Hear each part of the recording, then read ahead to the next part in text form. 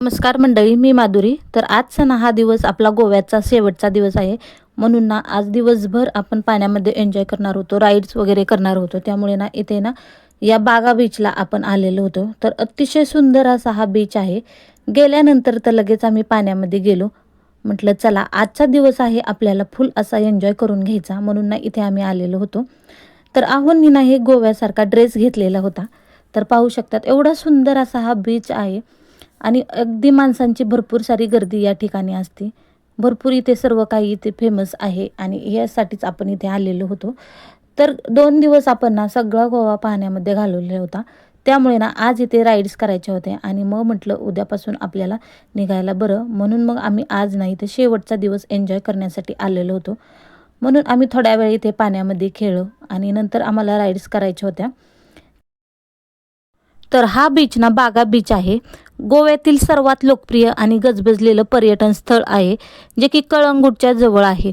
हा बीच ना water sports, night life, beach, उत्कृष्ट जेवणासाठी ना प्रसिद्ध आहे आणि हे ना गोव्यातील पर्यटन प्रेमींसाठी एक स्वर्ग मानले जाते, जिथे अनेक जण ना आनंद घेण्यासाठी येतात. इथे ना पॅरासेलिंग, जेट स्कीइंग आणि बनाना राईड्स यांसारखे वॉटर स्पोर्ट ना खूप फेमस आहेत आणि ते लोकप्रियसुद्धा आहेत. इतका सुंदर असा हा ना आपला बागा बीच आहे. तिथे गेल्यानंतर खरंच स्वर्ग पाहिल्यासारखं होतं.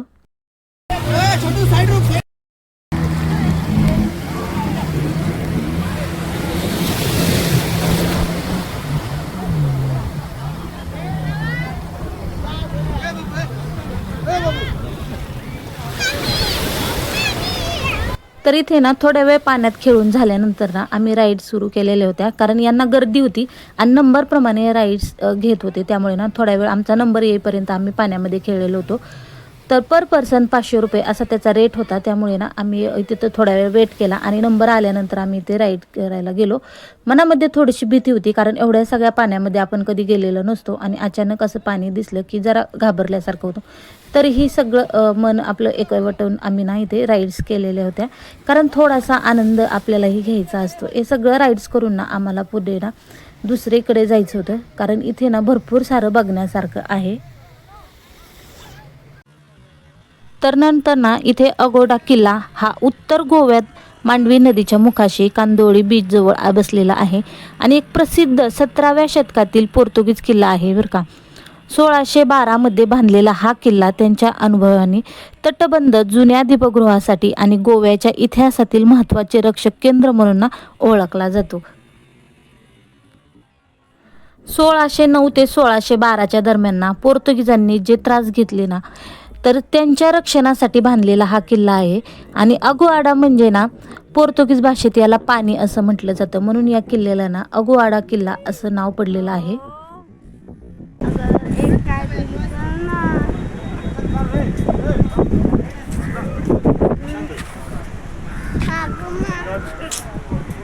काय सांगू.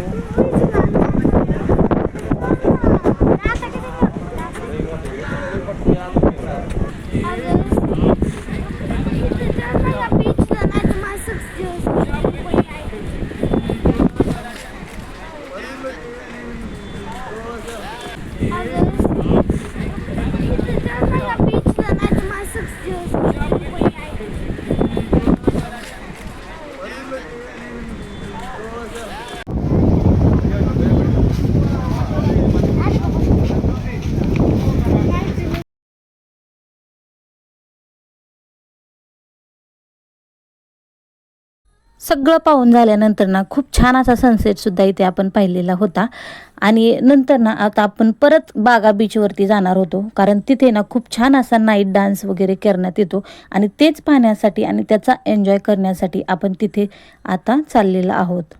तर इथे पोहोचल्यानंतर ना साईने लगेच डान्स करायला सुरुवात केलेली होती, कारण एवढ्या जोराजोरात इथे गाणे असतात ना, खूप छान असं वाटतं. म्हणूनच त्याला ना नाईट लाईफ म्हणतात. आणि नाईट लाईफ म्हणजेच ना इथे ना या बीचवरती स्नॅक्स, रात्रीच्या वेळचं जेवण, डान्स आणि जे मोठमोठ्याने गाणे वाजतात ना, ते अगदी प्रसिद्ध आहेत. त्यामुळेच ना हा बीच अगदी गावाजलेला आणि नावाजलेला सुद्धा आहे.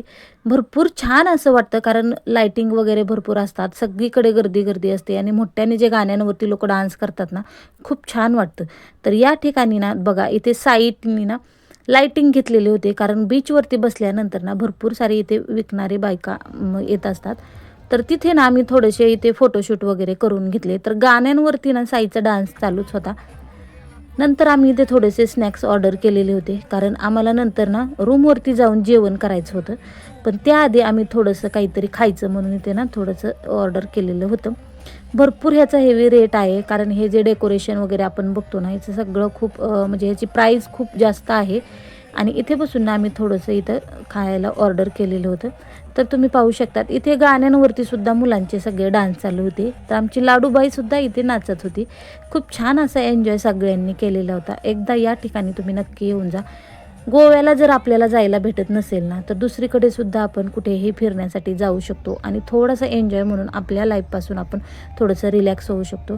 तर तुम्ही पाहू शकतात इथे ना आय लव्ह बागा असं लिहिलेलं होतं आणि लाईटिंगमध्ये होतं ते. भरपूर सुंदर असं ते दृश्य होतं. आता मन अगदी शांत करणारं, डोळ्याला सुद्धा प्रसन्न.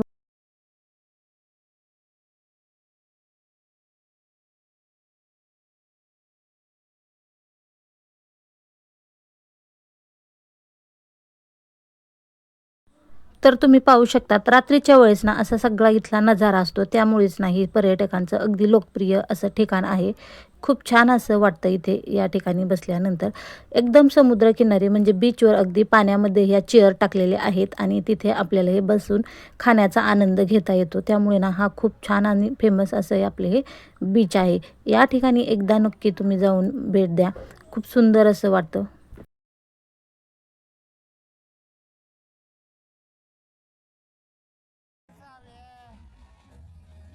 आपल्याला डान्स करायचा नसला तरी ना इथल्या गाण्यांवरचा आवाज ऐकून आणि सगळं आसपासचा परिसर बघून ना आपण सुद्धा डान्स करायला लागतो. एवढं सुंदर इथले वातावरण आहे, कारण जे तुम्ही हे बघताय ना हे दृश्य खरंच खूप सुंदर वाटतं. तर पाहू शकता तुम्ही लाइटिंग वगैरे भरपूर साऱ्या कलरफुल असे केलेले आहेत. त्यामुळे ना रात्रीच्या वेळेस हे बघण्यासारखं आहे. त्यामुळेच इथे भरपूर सारी गर्दी असते आणि गाण्यावर सुद्धा डान्स वगैरे सगळे करतात. मस्त असं एन्जॉय सगळ्यांचा चालू असतो. तर तुम्ही पाहू शकतात एवढं सुंदर असा हा बीच आहे ना. सकाळी गेल्यानंतर ना तिथे राईड्स वगैरे होतात, त्यामुळे सकाळीच आलेलं हे ठिकाण आहे असं त्याकडे पाहून वाटत सुद्धा नव्हतं, कारण संध्याकाळच्या वेळेस ना इथला नजारा पूर्णपणे वेगळा असतो. तर इथे पाहू शकता तुम्ही अगदी चिटकूनच असा बीचला हा हॉटेल वगैरे आहेत आणि असा इथला हे पूर्ण नजारा आहे.